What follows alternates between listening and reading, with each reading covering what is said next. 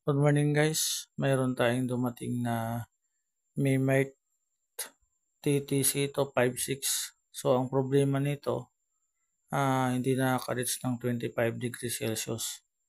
So ang ginawa dito, leak test, the same time reprocess. So ngayon tin-testing na lang natin kung working ba yung ginawa natin dun sa unit. So napapansin nyo, unti-unti nang bumababa yung temperature dun sa display. Which is ibig sabihin nagwo-working na po yung natin, yung compressor after ng ginawa natin na reprocess sa unit na 'to. So mamaya mapapansin niyo, bumaba pa ng husto yung temperature na display natin diyan sa unit.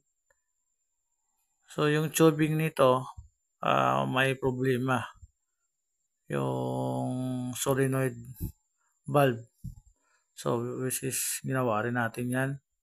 'Yun, kung mapapansin niyo yung tubing na 'yan, yung yellow na nag-yellow na 'yan, ibig sabihin nagpa-pump na yung compressor natin para palamigin yung chamber natin. So ang target natin na set point dapat ma-reach niya yung 20 kasi yung recommended dun sa dati nila sa test nila is 25 degrees Celsius, at least 25 degrees Celsius. So ang gagawin natin ngayon, test natin ng 20 degrees Celsius kung nare-reach ba niya. So yung yellow na tubing niyan, pag na-reach na yung 20 degrees Celsius, nakikita niyo diyan, mamaya yan mawawala yan pag yellow niya kung ma-reach na yung 20 degrees Celsius. So yung pan na yan, makikita natin working naman siya. Mainit yung part na yan kasi yung preo yung nagsisirculate na.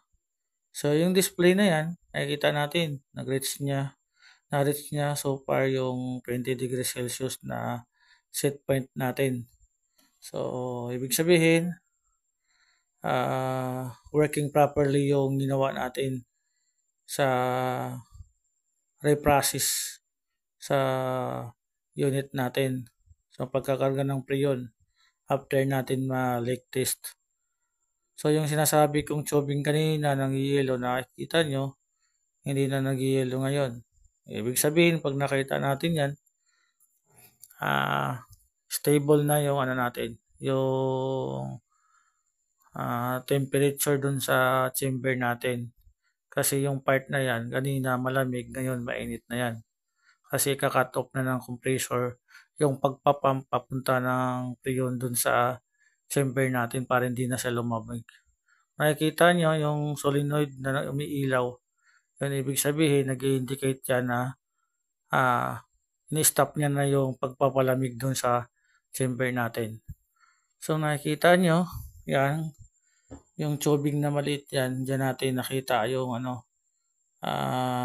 leak. Imagine, dalawang compressor yan. Naubos yung preon lahat.